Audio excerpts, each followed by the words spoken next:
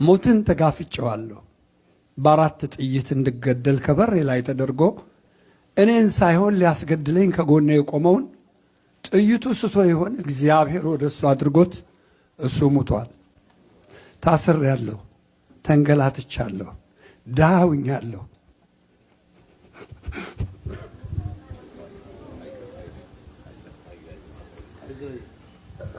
ንብረቶች ሁሉ የሉም፣ እኔ ያለሁ። አሁን በቅርብ ባለቤቴን ተነጥቄያለሁ። እግዚአብሔርን እንዴት ብዬ ማመሰግነው እችላለሁ? ከስንቱ ነገር አትርፎኝ ዛሬ መንግስት አይወደኝ አይሸልመኝ፣ መንግስት አይፈልገኝ፣ ህዝቡ ራሱ እንኳን ረስቶኛል። ይገርመኛል። በጣም ነው የለፋሁት ለኢትዮጵያ ህዝብ፣ በተለይ ለኢትዮጵያ ሰራዊት።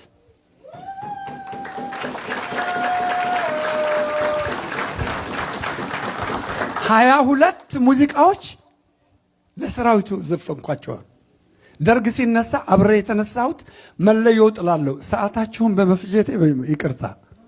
መለየው ጥላለሁ፣ የኦጋዴ አንበሳ፣ የኢትዮጵያ ወታደር፣ ጭቁን ወታደር ነኝ። እንደው በቀላሉ ውዷ ባለቤቴ ደህና ሁኝ፣ ውዷ ባለቤቴ የልጆች እናት፣ እኔ ብሞት ለኔ ማዘኑን ትተሽ ለቀሪ ልጆቼ።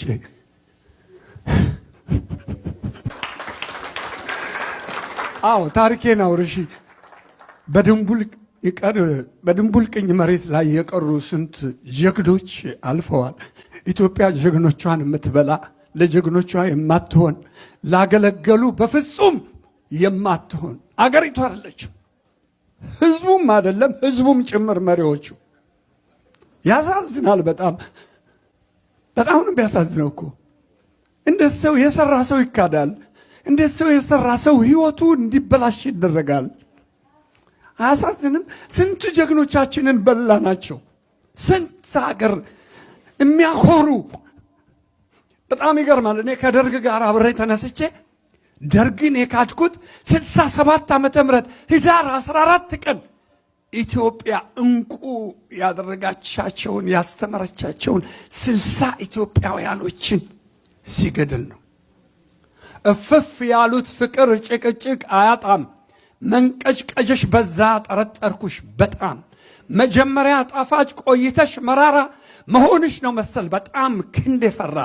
ክንዴን ጨብጠሽው በመላ በዘዴ ጉድ እንዳትሰሪኝ ጠረጠረሽ ሆዴ። እንደዛ ከዛ ተለያየን። በቃ ተለያየን ከደርግ ጋር ሁልጊዜ እንደተቃወምኩኝ መጨረሻ ላይ 70 ዓመተ ምህረት ተገኘሁ። በገዛ ወዳጆቼ በማበላቸው፣ በማጠጣቸው፣ በማለብሳቸው ተገኘሁ። ለካ ደህንነቶች ናቸው አብረውኝ የሚውሉት። 4000 ካሴት አባዝቼ ለህዝብ በነፃ ሰጥቼ ከሀገር ልወጣ ተዘጋጅቶልኝ ሁሉ ነገር ድንገት ተያዝኩ። ካሴቱም ሄደ፣ መኪናዎች ሄዱ፣ ወርቄ ገንዘብ ሄደ፣ ሙሉ የሙዚቃ መሳሪያ 112 ኢንፑት ያለው ሳውንድ ሲስተም ነበረኝ። ሙሉ በሙሉ ሄደ። እኔ ታሰርኩ 3 ወር። እግዚአብሔር ቸር አይደለ? የልቤን የዋህነት አይቶ ሳይገሉኝ ወጣው። በሁለት ሰዎች አማካኝነት ብትጠሏቸውም ብትወዷቸውም እነግራቸዋለሁ። ኮሎኔል ደበላ ዲንሳ፣ ኮሎኔል ተስፋዬ ወልደ ስላሴ። በዚህ ጊዜ ውስጥ ወንድሜ አርቲስት ታምራት ሞላ፣ ታዬ ፈይሳ ቤተሰቦች የነበሩኝ እና ከዛ በኋላ ደግሞ ትግል ተጀመረ። 13 ዓመት ሙሉ ከሙያ የወጣው። በ13ኛው ዓመት ደግሞ ኢህአድግ የሚባል መጣ።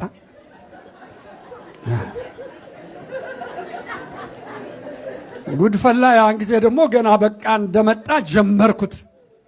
አንድ ናት ኢትዮጵያ። አየ ጊዜ አየ ዘመን ተዋት ታስተዛዝበን፣ ስልጣን በዘር ሐረግ ጋብቻን በጎሳ ሆነና ነገሩ አንድነት ተረሳ። የአንድነቱን ጉዳይ ማን ሰጠን ዋጋ? መክነፍ ይዟል እንጂ ዘርዘሩን ፍለጋ። የትላንት ለዛሬ ትምህርት ካልሆነ ይበጀናል ያልነው ይሄም ከጨከነ ሀጂውም መጪውም ከተመሳሰለ ፍትህ ደና ሰንብት ፍርድ ተጓደለ ህዝብ ተገደለ። እና አልኩት አንድ ናት ኢትዮጵያ ምንም ቢሆን ምንም አትቆራረጥም፣ ታሪክ አይሸጥም። አንድ ናት ኢትዮጵያ ዛሬም ሆነ ጥንትም። እስቲ በሉ ዛሬም ሆነ ጥንትም። እንዲህ እያልኩ በልበለው በለው አጋድመው ቃው ሆዳምነቱ ለዚህ ካበቃው ሆዳም ለሆዱ ሲል ቀና ደፋ የወገኖቹን ታሪክ ሲያጠፋ ለገታው ሲሮጥ ላለልኝ ተስፋ ትግሉ ሲያበቃ አሽቀነጠረው እንዳላቂቃ ያመጣል መንገድ ይወስዳል መንገድ አንድ የሚጠላ አንድ የሚወደድ አገር አዋራጅ ልጅ አይወረድ አባት አስወቃሽ ልጅ አይወለድ አልኩ። ምን ዋጋ አለው? ያው ብቻ አል ነው እያልን እዚህ ደረስ። ለማንኛውም ይህን ሁሉ ያደረገ እግዚአብሔር ስሙ ይባረክ። የሚገርመው የምወደው ወንድሜ ፈቃዱ ዋሬ ከእሱ ወንድም ጋር አንድ ካሴት ሰርተናል። አስራት ዋሬ ጋር ግን ተኮራርፈን የተለያየ ነው። ያም ሆነ ይህ ፈቃዱ የብዙ ሰዎችን የኪነ ጥበብ ስራዎች ወደ ዳር በማውጣት እውቅና እንዲያገኙ አድርጓል። እና ዛሬ በሱ እጅ ሽልማት ማግኘቴ ለኔ ታላቅ ክብር ነው። ግን ሳልናገር ማልቀረው ነገር አለኝ። አይገርማችሁም? እስቲ ይገርመናል በሉ። አይገርማችሁም? አይገርማችሁም? በጣም ይገርማል። እኔ ክብር ዘበኛ በ57 ዓመተ ምህረት የልጅ ወታደርነት ተቀጥሬ ነበረ። በዛን ጊዜ ብዙዬ በቀለ፣ ጥላሁን ገሰሰ፣ ሳቱ ተሰማ፣ ተፈራ ካሳ እና ረጋሽ ኩንቴሳ እዛ ውስጥ ነበሩ። አሊ ቢራ፣ ውብሸት ፍስሐ እዛ ውስጥ ነበሩ። እና እኔ ሆደ ባሻ ነኝ። በጣም ነገሩ ሩጫው ምኑ አሰቃየኝና ወልደሽ አሳደግሽኝ እናቴን አፈቅሽኝ ልጠይቅሽ ልምጣ ይቅርታ አድርጊልኝ እናትና አባቴ እንደምን አላችሁ ሰላምታ ቀርባለሁ አልኩኝ። ይሄን ይዤ አዘፍኑኝ ብዬ ስቀር ማሩኝ የሚባል ድምፅህ ቆንጆ ነው፣ መልክህ ቆንጆ ነው፣ ቁመናህ ቆንጆ ነው፣ ማሩኝ የሚባል ግን ክብር ዘበኛ አይዘፈንም አሉ። እንዴ ለምን ብዬ ጠየቁ። ይቅርታ ጊዜያችሁን በመፍጀቴ ይቅርታ። ለምን ብዬ ጠየቁ። ለምን ክብር ዘበኛ ማሩኝ አይዘፈንም አሉ። በቃ በወቅቱ የነበሩትን ሰዎች ስም ማንሳት አያስፈልግም። አይ አሁን እንግዲህ መፈለግ አለብኝ መላ።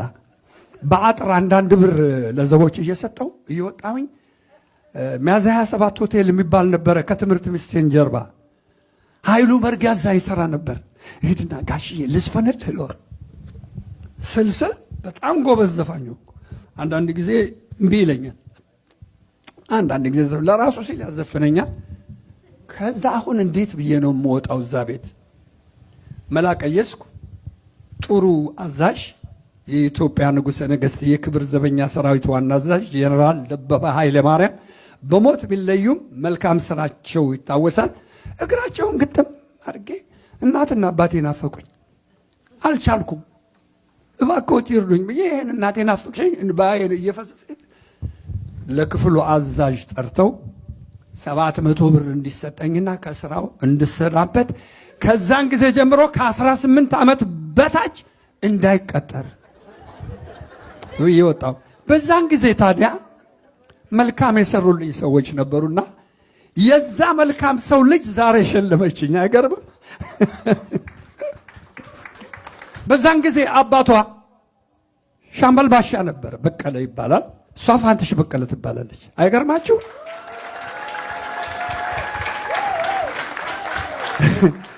ኑረ ወንድሜን ወዳጄን ታማኝ በየነን አግብታ የልጆች እናቱና ዛሬ ደግሞ ከኩሬ ወልደ ማርያም ከፀሐይ ካሳ ከኤልሳ ተስፋዬ ከወንድሜ ከዳኒ ጋር ሆነው ይሄን ሽልማት አዘጋጅተው ጠሩኝ። አይገርማችሁም? ወንደ ወሰን ከበደ ወልዴ 10 ብር አስቀጥረው ሰው እንደሆነ የረዱኝ የአያቱ የልጅ ልጅ እግዚአብሔር ይስጥልኝ። ይሄው ደርሶ ሸለመኝ። አመስግኑልኝ ባካችሁ። በዚህ ሁሉ ልጆቼ በእውነት ለመናገር አሉ ልጆች፣ አይዟችሁ ልጆቼ አስከብረውኛል፣ አክብረውኛል። አሁንም እዛው ቁጭ ብለው እየጠበቁኝ ነው። እግዚአብሔር ያክብርልኝ። ተባረኩ፣ ኑሩ። እግዚአብሔር ክፉ አይንካችሁ። ኢትዮጵያ አዘቅት ውስጥ ያለችውን ኢትዮጵያን ከአዘቅት ያውጣልን። ኢትዮጵያን እግዚአብሔር ይባርክ። ኢትዮጵያን እግዚአብሔር ይባርክ። ኢትዮጵያን እግዚአብሔር ይባርክ። ኢትዮጵያ ለዘላለም ትኑር ትኑር ትኑር።